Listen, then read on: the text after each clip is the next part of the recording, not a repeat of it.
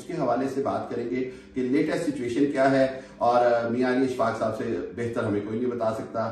हम इंग्लैंड से डायरेक्ट ये प्रोग्राम इसलिए कर रहे हैं ताकि आपको लेटेस्ट अपडेट दे दी जाए। और उस हवाले से ये है कि बहुत सारी अफवाहें, चहलगोइयां जो गर्दिश कर रही हैं, आपके लिए उस पे जो पोजीशन है वो काफी क्लियर हो सके। Thank you very much Ali Ishfaq भाई, थैंक यू वेरी मच। बहुत शुक्रिया यार। ये इमरान रियाज भाई हैं कहाँ जी?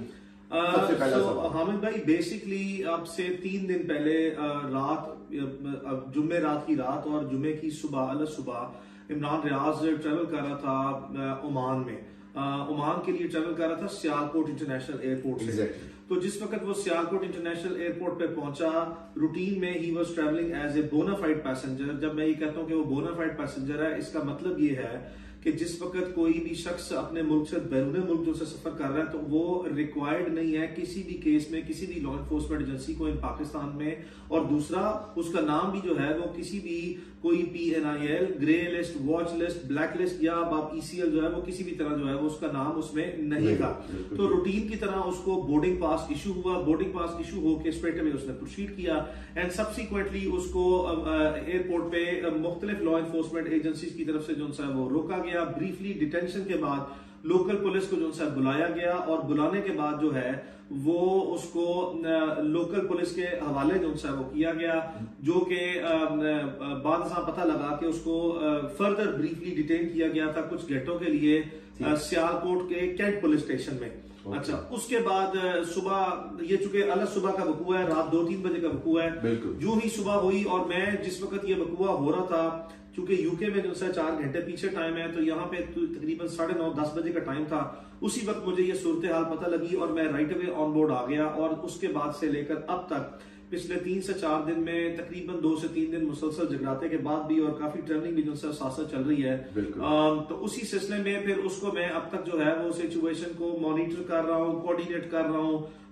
उसकी मेरे जितने लाहौर में ऑफिसेज हैं उनके साथ। ये 2 बड़ी अहम सवाल सबसे ज्यादा आप देखें फेसबुक पे, ट्विटर पे, सोशल मीडिया पे चल रहे हैं। एक ये कि जी इमरान रियाज साहब पे गालिबन कोई बहुत तशद्दुद हो रहा है, वो शायद कोमा में चले गए हैं। और ये कि जी दूसरा ये कि जी कोई भी इदारा जो है वो उनको ऑनरशिप कबूल नहीं कर रहा, पुलिस कह रही हमें नहीं पता और किसी भी जगह पे पता नहीं चल रहा है। इस हवाले से आपके पास क्या इतलात है? हामिद भाई, जिस वक्त वो कैंट पुलिस स्टेशन में गया उसके बाद सियालकोट पुलिस की तरफ से एक रिकमेंडेशन गई DCO ऑफिस पे और DCO सियालकोट ने उसका एक डिटेंशन ऑर्डर इशू किया। उस डिटेंशन ऑर्डर की कंप्लायंस में उसको सियालकोट जेल में एडमिट कर दिया गया एज अ प्रिजनर, यानी कि जेल में बंद कर दिया गया। अच्छा, ये ऑन रिकॉर्ड है? जी, ये सारा कुछ ऑन रिकॉर्ड है, क्योंकि डिटेंशन ऑर्डर जो है वो पब्लिक डोमेन में आया। पब्लिक डोमेन में आने के बाद जो है वो जेल अथॉरिटीज ने उसको बाकायदा तौर पर एडमिट किया। उसका एक कंप्लीट प्रोसीजर होता है कि आपके फिंगरप्रिंट्स होते हैं, आपकी पिक्चर्स होती हैं, आपका डाटा मेंटेन होता है। उसके बाद आपको नामचे में उसका इंदराज है, उसके बाद उसकी बैरक्स की जो सा अलॉटमेंट होती है, उसके बाद जब आप कितने बजे अंदर गए हैं और उसके बाद अगर आपका कोई रिलीज ऑर्डर आए और उसकी पूरी वेरिफिकेशन का प्रोसेस है। प्रोसेस के बाद जो है रिलीज करने का भी कंप्लीट, बिल्कुल जिस तरह आप प्रिजनर इनटेक करते हैं इस तरह प्रिजनर रिलीज का भी पूरा कोड है। और फिर उसके बाद उसी दिन में यानी कि 24 घंटे तकरीबन गुजरने को थे कि इमरान रियाज को 11:20 रात, ये कल रात की बात है, ये 2 दिन पहले रात की बात है, 11:20 पे सियालकोट जेल से मुख्तलिफ इदारों के लोगों ने आके अगवा कर लिया।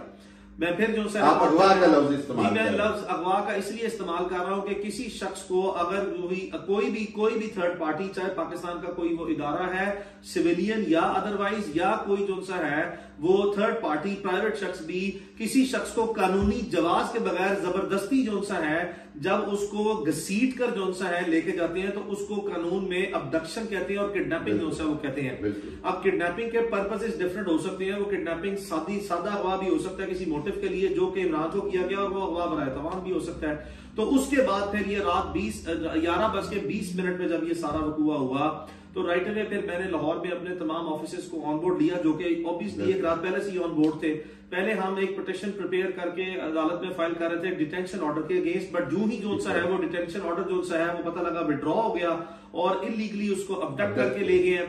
तो राइट अवे फिर हमने कोर्ट ऑफ लॉ में, ऑनरेबल लाहौर हाई कोर्ट में हमने पिटीशन फाइल की, हेबियस की, कि अब उसकी कस्टडी इलीगल है तो उसको सेफली रिकवर किया जाए।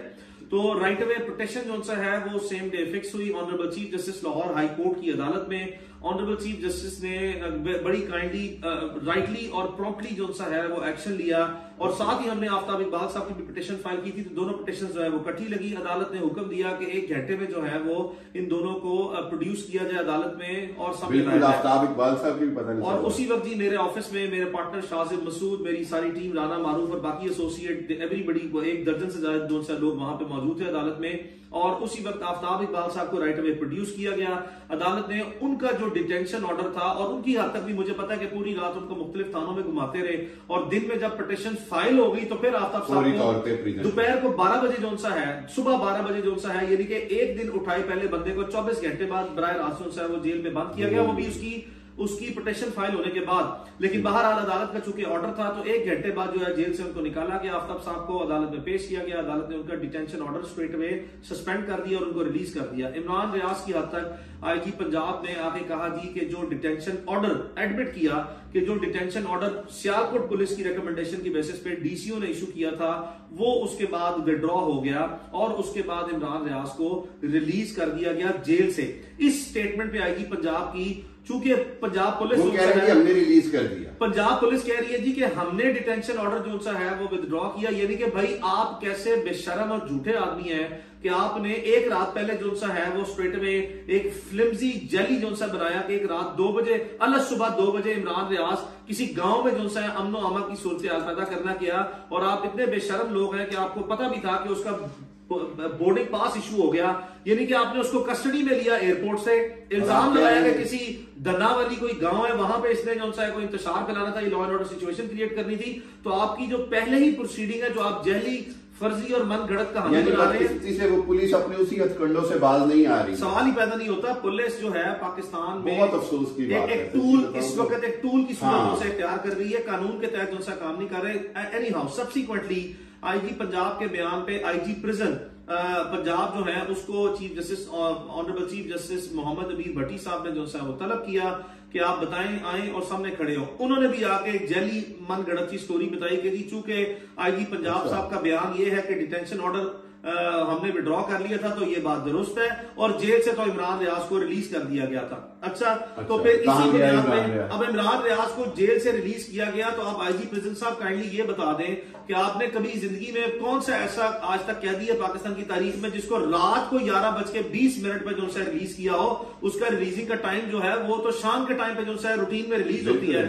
तो आपने इमरान रियाज को जो रात गए आपने मन गढ़त जो है, आप आईजी जेल खाना जात और आईजी पंजाब साहब ने जो सहूलतकारों का काम जो है वो दोनों ने किया है। आपकी सहूलतकारी के आईजी पंजाब साहब और सियालकोट पुलिस और जो सियालकोट के सुप्रीडेंट जेल है और जो आईजी प्रिजन है, आपकी सहूलतकारी के तमाम सबूत हमारे पास मौजूद है, और हस्बे जरूरत जब वक्त और हालात ऐसे हुए तो वो सबूत आपके सामने लेके आए जाएंगे। आपको अदालत ने भी अभी एक बोनाफाइडी का मौका दिया है कि आप जितनी ये स्टोरी आपने अदालत के सामने बयान की है, जो इस हद तक तो हकायक है कि आपने अदालत से उसको एयरपोर्ट से उसकी कस्टडी गैर कानूनी तौर पर ली, सियालकोट में कैंट पुलिस स्टेशन में बंद किया, जली फर्जी बुनियाद बना के आपने रिकमेंडेशन दी डीसीओ को, डीसीओ ने जो सा एज अ टूल बन के विदाउट एनी वेरिफिकेशन गैर कानूनी तौर पर उसका, जबकि किसी पाकिस्तान के डीसीओ के बाद, और ये पब्लिक आमा के ये मफादे आमा में मैं पब्लिक के लिए जो सा बात कर रहा हूं, पाकिस्तान में एक ऐसा कानून के मुताबिक डीसीओ नहीं है जिसके पास ये इख्तियार हो कि वो किसी भी शख्स का डिटेंशन ऑर्डर इशू कर सके।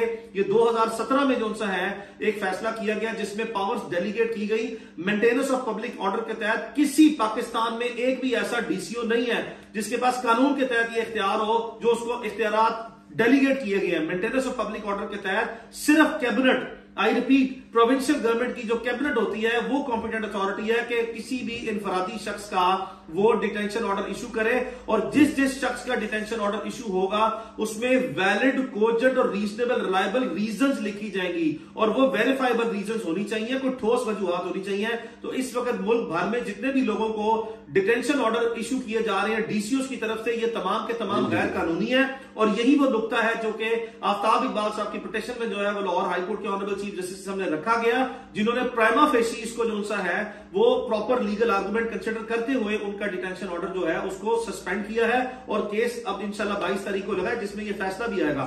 नाउ इस वक्त अदालत ने अब ये जो तमाम वकूआ हुआ इसकी तफसीलात मंगवाई हैं सियालकोट पुलिस से और आईजी प्रिजन से, और हमने पर्सनली रिक्वेस्ट की कि चूंकि हमें इस चीज के बारे में 100% यकीन है और लाजमी तौर पर मैं पूरी रिलायबिलिटी के साथ ये बात कह रहा हूं कि हमारे पास सबूत हैं, हस्बे जरूरत अगर जरूरत पड़ी तो वो पब्लिक किए जाएंगे, वो सामने लाए जाएंगे कि स्ट्रेट अवे किस तरीके से आके रात को 11:20 में इमरान रियाज खान को अदालत से जेल के प्रेमिसेस के अंदर से जबरदस्ती अगवा किया गया, और जिसने भी किया लाजमी तौर पर जो है वो इस वक्त सारे लोग जानते हैं। तो अदालत ने अब एक मौका दिया इन दोनों अथॉरिटीज को कि वो अपनी बोनाफाइड शो करें और सारा रिकॉर्ड लेके आए। बावजूद इसके हमीद भाई, बुनियादी तौर पर स्टेट फंक्शनरीज का काम है लोगों की जान और माल का तहफ्फुज करना। जहां भी है इमरान रियाज खान उसको जमीन खा गई या आसमान निकल गया, ये पंजाब पुलिस की जिम्मेदारी है कि वो उसकी जान का तहफ्फुज करे और उसको स्ट्रेट अवे जो है अदालत के सामने लेके आए। नहीं आएंगे तो लाजमी तौर पर अदालत ने, ऑनरेबल जज चीफ जस्टिस ने उस दिन बड़ा स्ट्रांगली जो है वो रिमार्क्स दिए हैं कि अदालत ने ये कहा कि the court will fix everyone involved, बिल्कुल जो है सख्त से सख्त जो है वो एक्शन लिया जाएगा। तो अब कल सुबह जो है वो केस फिक्स है। अकल का तकाजा और हालात का तकाजा तो यही है कि इमरान रियाज खान को जिन भी लोगों की गैर कानूनी कस्टडी में है उसको उसका अदालत में पेश होने से पहले आज अभी इसी फौरी तौर पर जो है उसको आप रिहा करें, वरना कानून अपना रास्ता लेगा। आपने 3-4 दिन उसको रख के देख लिया है, आप उससे सिर्फ एक चीज मनवाना चाहते हैं कि वो अपनी जुबान बंद कर दे और आपकी जो नैरेटिव है और आपका गुलाम बन के आपकी जुबान बोले। मैं इमरान रियाज खान के बिहाफ पे आपको वाज़ेह तौर पर पैगाम दे रहा हूं, चूंकि मेरा वो बचपन का दोस्त है, ये पब्लिक डोमेन में है, मैं उसका वकील भी हूं और अब से नहीं हूं। 23 जली मुकदमे आपने बजरिया पुलिस और बजरिया FIA उसके खिलाफ बनवाए हैं। मुल्क भर की अदालतों ने जो सा है वो आपके जैली बॉन्डे बेशर्माना तमाम मुकदमात आपके मुंह पे दे मारे हैं, तमाम के तमाम मुकदमात खारिज हैं। आप उसके साथ सिर्फ उसकी जुबान बंदी के लिए जितनी ज्यादती कर चुके हैं, ये ज्यादती बहुत ज्यादा है। ये इससे पहले इन्हीं जो सा है आप अपनी नाजायज इख्तियारात का इस्तेमाल बंद करते हुए जो सा है अपने जाती मफादात की खातिर जो है उसकी जुबान बंदी नहीं करवा सकते। बराए मेहरबानी जो है उसको रिलीज कर दें। इसी में ही मुल्क, मुआशरे और तमाम फरीकैन की जो सा है वो वेलफेयर है और अदालत में जो सा है वो उसको स्ट्रेट अवे प्रोड्यूस किया जाए। और मेरी गुजारिश तो यह है कि इंतजामी तौर पर जो है वो इस मसले को अदालत में प्रोड्यूस किए बगैर ही जो है वो हल किया जाए तो ये बेहतर होगा। बिल्कुल ठीक है। मैं समझता हूं कि बड़ा वाज़ेह पैगाम दे दिया मियां अली इशफाक साहब, जो कि इमरान रियाज के भी वकील हैं, आफ्ताब इकबाल